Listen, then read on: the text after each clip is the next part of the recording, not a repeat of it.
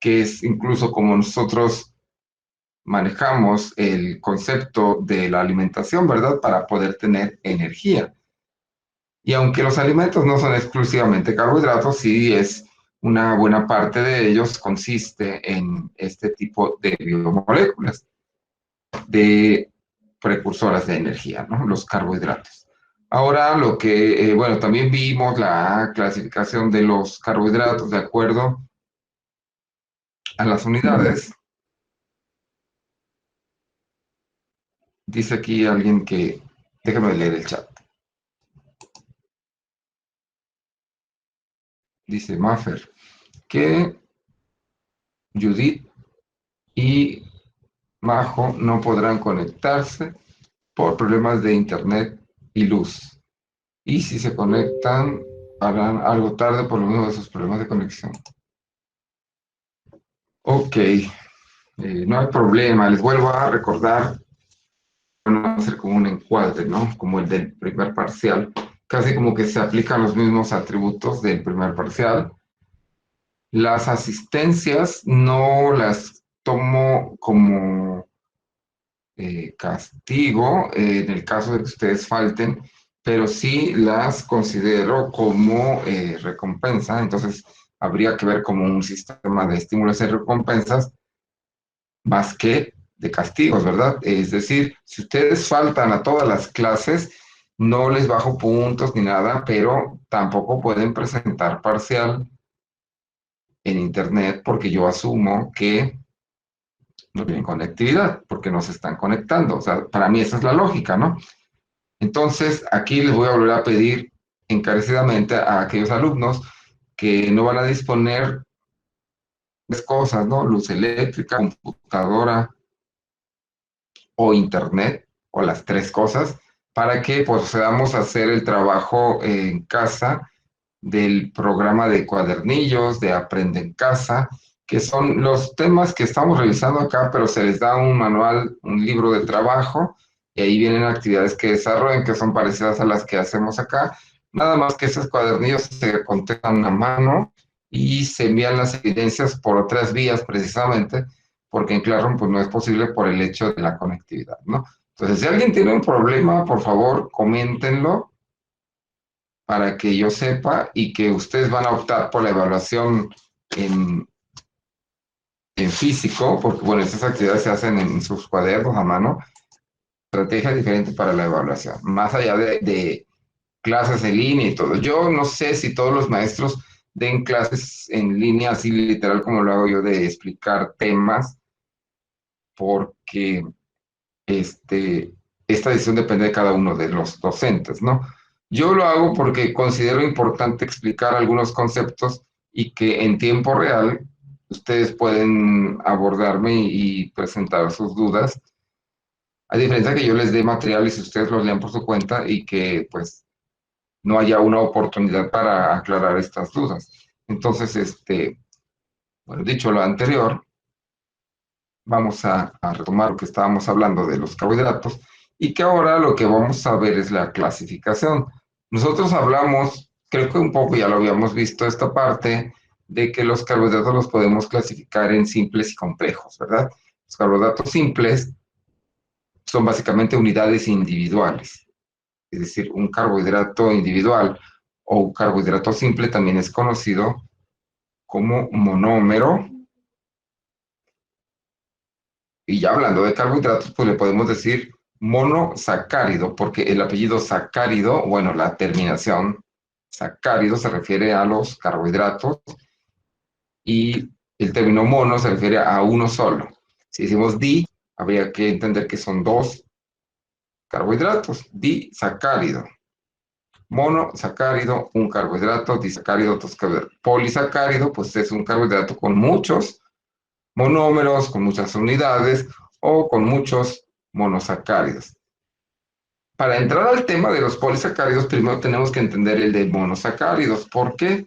Porque la unidad individual, la estructura de un carbohidrato se puede clasificar, como vimos, los carbohidratos se pueden clasificar en mono, poli, di, pero los monosacáridos, que son las unidades individuales, son las que vamos a estudiar tanto desde su punto de vista estructural como su punto de vista funcional, es decir, para qué sirven y cómo se metabolizan, ¿no? Entonces, yo les decía, la forma de clasificar a los monosacáridos es con base en tres criterios. Uno es el número de átomos de carbono, el otro es por el grupo funcional y el último es por la estructura química. El por número de átomos de carbono es simple, ¿verdad? Si tiene tres átomos de carbono son triosas, si tiene cuatro son tetrosas, cinco pentosas y seis hexosas. Y aquí aparecen algunos ejemplos. Si los clasificamos con base en su grupo funcional, que quedamos que era el carbono-carbonilo que tenía el doble enlace con el átomo de oxígeno, podemos clasificarlos en aldosas y en pentosas, ¿recuerden? No es cierto, en pentosas, no, en cetosas. Las pentosas son una clasificación con base en el número de átomos de carbono, que serán cinco carbonos, ¿no?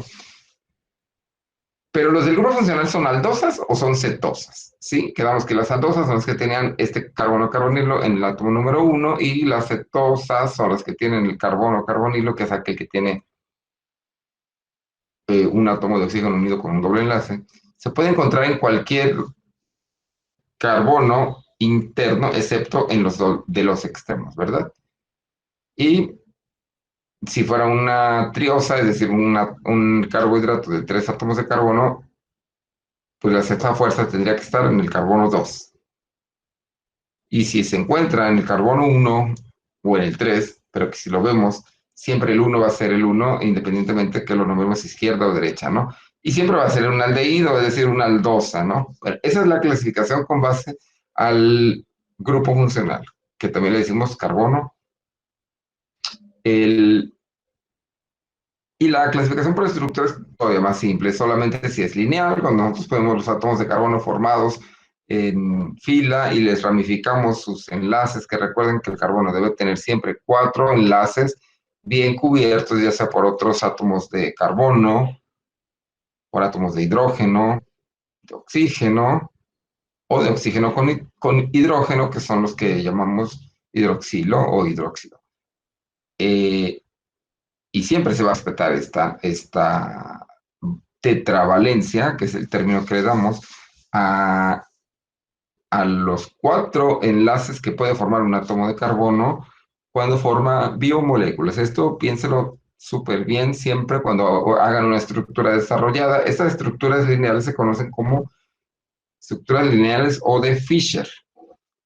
Estos carbohidratos, por su naturaleza, esto sucede en la naturaleza, en todas las biomoléculas, y a la medida que crece una biomolécula va siendo más inestable. Esto imagínense como como una cuerda, o como, pues si han agarrado ustedes una cuerda y le han dado vueltas, han de ver cómo se va enredando, ¿no? Esto sucede con la mayoría de las biomoléculas que no se mantienen en la naturaleza en posición lineal, porque esta estructura es muy demandante de energía, es decir, por lo tanto es muy inestable, y para que la molécula sea más estable, tiende a formar anillos de estructura lineal en forma de un hexágono o de un pentágono, y donde acordamos que los ángulos de esta figura geométrica corresponden a la posición donde se encuentra cada uno de los átomos de carbono que forman esa molécula.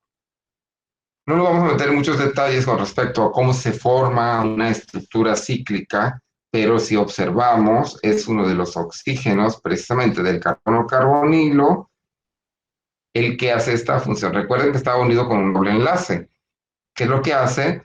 Uno de estos enlaces y queda disponible, como podríamos decirlo, de forma ionizada, es decir, va a tener una carga eléctrica que puede atraerse con el carbono 1 de la misma molécula, y entonces ese oxígeno uniéndose al carbono 1 va a cerrar la molécula, ¿sí? Y entonces nos va a dar esta estructura de anillo y que va a ser estable para los propósitos metabólicos de esta molécula. Esto es con respecto a la clasificación de los carbohidratos simples o monosacáridos. Ejemplos de estos carbohidratos, pues ya aquí ya pusimos, ¿verdad? pero los vamos a ver un poco más adelante. El carbohidrato simple más importante es la glucosa. Sí, por eso siempre la ponemos de ejemplo, pero además es la que vamos a estudiar precisamente porque tiene la mayor participación al nivel metabólico en los... En cuanto a las plantas, pues tienen otros carbohidratos que tienen, pero como nosotros estamos estudiando la vista de la bioquímica clínica, es decir, humana, quedamos en el tema de la glucosa. Pero antes de hablar de glucosa, tendríamos que entender que si juntamos dos monosacáridos, un disacárido, es lo que decía hace rato, ¿no? Podríamos tener un trisacárido, si juntamos cuatro, un tetrasacárido. Pero curiosamente la naturaleza, los más importantes de estos compuestos que no llegan a ser todavía polisacáridos, porque los polisacáridos son arriba de 10 unidades individuales, de 10 monómeros o de 10 carbohidratos simples, ¿sí? Los sacáridos son de 2 carbohidratos simples a 9 carbohidratos simples. Y aquí tenemos el ejemplo, ¿no? Si nosotros unimos 2, vamos a tener un disacárido. Y si esas 2 son glucosas, vamos a ver que se forma un nuevo carbohidrato de tipo disacárido que se conoce como maltosa. Entonces, una glucosa y una fructosa, vamos a tener una sacarosa. Y una galactosa, vamos a tener un disacárido llamado lactosa. Para que se unan dos monosacáridos se requiere la presencia de un enlace glucosídico, que es el que describí hace rato, donde el átomo de carbono 1 de un monosacárido con el átomo de carbono 4, al referirme a esta numeración se refiere al conteo de las posiciones de los átomos de carbono, ¿no? Y si decimos que aquí empieza este carbohidrato, diríamos que es carbono 1, carbono 2, 3, 4, 5 y 6. Recuerden que el carbono 6 siempre va a estar por fuera de la estructura geométrica. Es el carbono 1 y el carbono 4. Por el carbono 1 de una molécula, carbono 4 de la otra, a través precisamente de este átomo de hidrógeno, perdón, de oxígeno, que va a dar lugar a un enlace llamado glucosídico. ¿Se acuerdan ustedes que en el agua hablamos de enlaces de hidrógeno porque eran fuerzas intermoleculares, es decir, son dos moléculas independientes que deciden unirse a través de esta atracción mediante un átomo de oxígeno? En el agua era por medio de un átomo de hidrógeno, por eso se llamaban puentes de hidrógeno. Aquí no les decimos puentes de oxígeno, les decimos enlaces glucosídicos, porque este tipo de atracción química se da solamente en los carbohidratos, ¿sí? Hay otros enlaces que se forman en otras biomoléculas que los vamos a ver cuando hablemos de ellos, pero ahorita es tema de los carbohidratos y recuerden, los carbohidratos simples se unen para formar disacáridos, oligosacáridos o polisacáridos a través de la formación de enlaces glucosídicos. Hay dos tipos de enlaces glucosídicos, el enlace glucosídico alfa, que es el que los átomos de hidrógeno de ambos carbohidratos simples en la misma orientación. Aquí podría ser que estén hacia arriba o que estén hacia abajo. Si esto se presenta así, son enlaces glucosídicos alfa. Si nosotros lo vemos, como en el caso de la lactosa, que tiene un átomo de hidrógeno hacia un lado y el otro hacia el lado de arriba, bueno, en este caso estamos ante un enlace glucosídico beta. De hecho, aquí está en pequeñito una letra griega llamada beta y por acá tenemos la letra griega alfa. Y si se da cuenta, siguen siendo entre el átomo de carbono 1 del primer carbohidrato y el átomo de carbono 4 del siguiente carbohidrato. También, aquí ya lo único que está haciendo diferencia es hacia dónde están orientados estos átomos de hidrógeno. Las estructuras de estos carbohidratos, digamos, si quedan así, como disacáridos, pues van a tener una presencia, una consistencia, un sabor, unas funciones, todas las características físicas y químicas van a ser específicas para estos carbohidratos. ¿Alguien sabe cómo es la sacarosa? Aquí no ha participado nadie. Vamos a darles aquí, voy a hacerme una pausa para que ustedes puedan participar y que me digan qué conocen acerca de estos disacáridos. Del sexto ¿verdad? No, a ver, D. Sorry.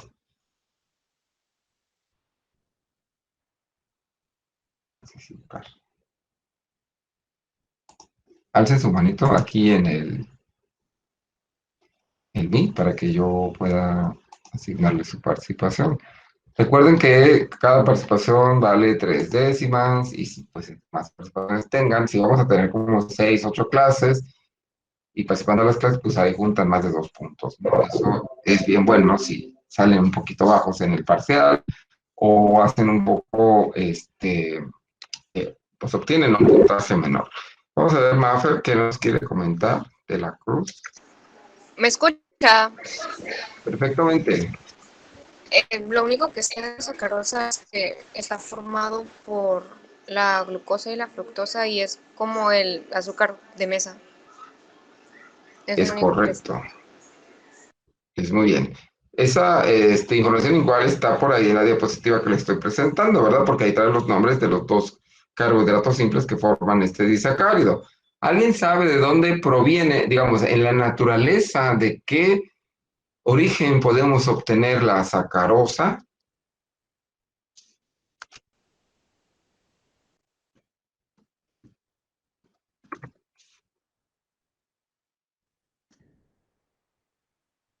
Luis Fer Hernández, dígame. Según yo, se puede sacar de la caña de azúcar. Es correcto. Esto es con respecto a, pues, la disponibilidad de cada ustedes que en otros, yo siempre he querido saber, por ejemplo, cómo es la remolacha. La remolacha es también un vegetal de donde se obtiene la sacarosa. Bueno, en la industria no le dicen sacarosa, le dicen simplemente azúcar, ¿verdad? Azúcar de mesa, como mencionaba Mafer, y ahora, como dice Luis Fer, también hay esta opción, ¿no? Digo por qué dependiendo de los países, porque hay países donde por las características ambientales la caña no crece, ¿verdad? Y entonces buscan otras alternativas y una de ellas pues es la remolacha. Hay otras fuentes también rosa, pero yo creo que aquí en nuestro entorno la caña, y precisamente así le dicen, ¿no? Caña de azúcar, es la que pues arroja las mejores ganancias a los agricultores que obtienen el azúcar de esta forma, ¿no? Aquí creo que para la zona de, no sé si es Cárdenas, Huimanguillo o Cunduacán, por allá, yo cuando voy a Huimanguillo veo camiones que llevan caña quemada y a veces se le cae en el camino, ¿no? Y hay un proceso industrial para extraer el azúcar de estos vegetales, pero sí, es muy acertado lo que comenta. Entonces vamos a regresar a nuestro tema porque tenemos que llegar a los polisacáridos, ¿verdad? Para llegar al tema de polisacáridos, pues primero tenemos que entender los monosacáridos, luego los disacáridos, y finalmente los polisacáridos. ¿Por qué son importantes? Porque pues las fuentes de alimentación contienen estos carbohidratos, principalmente sacarosa y lactosa. Algunos son de origen vegetal, algunos otros son de origen, pero invariablemente ambos presentan o tenemos la opción de obtener la glucosa de esos disacáridos, porque la glucosa al final de cuentas es apostando porque es nuestro principal combustible. No la fructosa, no la sacarosa como tal, sino solamente una pequeña parte, o bueno, la mitad de esa sacarosa que viene es la que entra a las células, la que inicia un proceso metabólico bien importante, utilizado, pero tomado primero de ese disacárido llamado lactosa o sacarosa.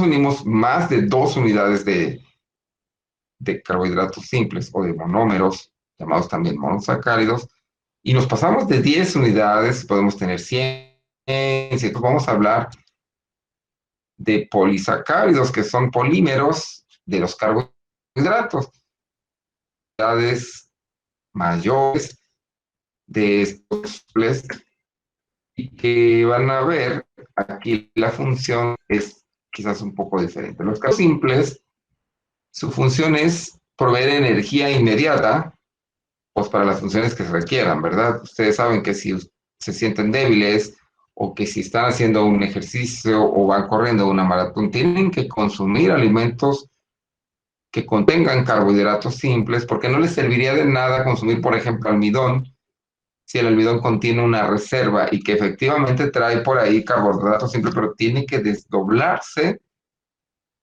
ser utilizado, y para ello requiere pues una vía hepática, es decir, un paso que no es tan inmediato, requiere pues un proceso.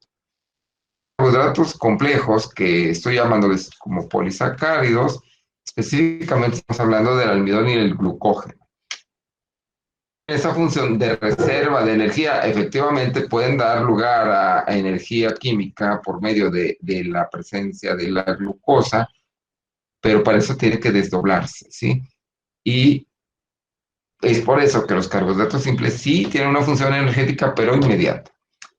Y la función de los polisacáridos es de energía, pero como en reserva, para cuando se requiere, se puede ir sacando de a pocas y entonces utilizarla, ¿no? El almidón es un polisacárido presente en las plantas. Aquí ponemos el ejemplo de la papa porque es lo más representativo. El glucógeno se encuentra, también algunos dicen glicógeno, se encuentra principalmente en los animales. Es decir, nosotros tenemos nuestras células de glucógeno en el músculo y en el hígado. Porque sea necesario que pues se requiera. ¿Cuándo se requiere glucógeno? Pues cuando no hay carbohidratos simples disponibles.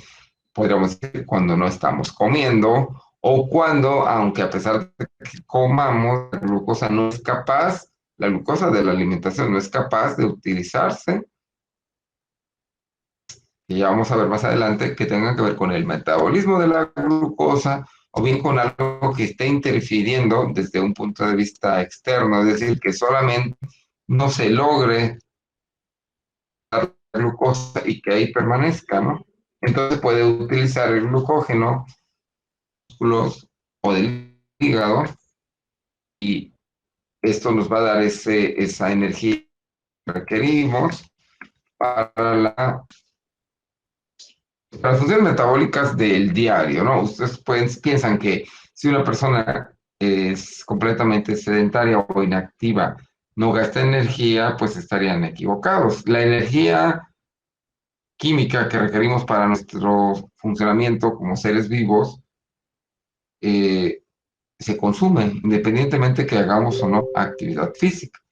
¿Cómo se consume? Pues con el metabolismo basal. El metabolismo basal es aquel que funciona de manera involuntaria, no es como que yo decida caminar o hacer un ejercicio o comer un pastel o cualquier actividad física de las cuales yo tome la decisión. El metabolismo basal lo podemos entender, por ejemplo, como la respiración, la producción de diferentes células, es decir, la división celular, la producción de hormonas, de neurotransmisores, de anticuerpos. Todo esto va generando energía, pero es algo que el organismo hace de forma automática. Nosotros no decidimos, ¿qué digo yo? En este momento voy a decir, voy a producir anticuerpos. Entonces, el organismo sabiamente va tomando esas decisiones y para eso requiere energía. Y la energía proviene de los carbohidratos simples. Entonces siempre se va a requerir energía, independientemente que no hagamos actividad física, pero lo mejor es que esa energía que se utiliza sea gastada más allá del metabolismo basal, porque el metabolismo basal sí va a gastar un poco de energía, pero los demás lo va a ir guardando como reserva precisamente, y esas reservas tarde o temprano van a convertirse en grasas, ¿verdad? Entonces aquí, bueno, viene acá también una clasificación de los polisacáridos. Nos vamos a quedar del lado izquierdo, porque son los que tienen un solo tipo de monosacárido. Los que son del lado derecho son polisacáridos complejos, pero que además tienen dos o más diferentes carbohidratos y que además son carbohidratos, yo les decía, complejos, porque ya son combinaciones de estas biomoléculas primarias que habíamos hablado, como el carbono, hidrógeno y oxígeno, pero ya le vamos a meter nitrógeno, le vamos a meter otras cosas, y es un poco más complicado, incluso azufre, ¿no? Entonces, nos vamos a quedar con los polisacáridos básicos como almidón y glucógeno. Celulosa y quitina son polisacáridos importantes en el reino vegetal, por ejemplo, la celulosa, y bueno, y en la industria del papel, por ejemplo, juega también un rol muy importante. La quitina se encuentra presente en algunos hongos, pero también en animales de exoesqueleto, ¿sí? De esqueleto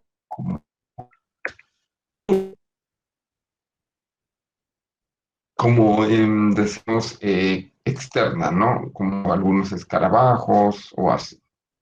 ¿Alguien tiene una pregunta hasta aquí?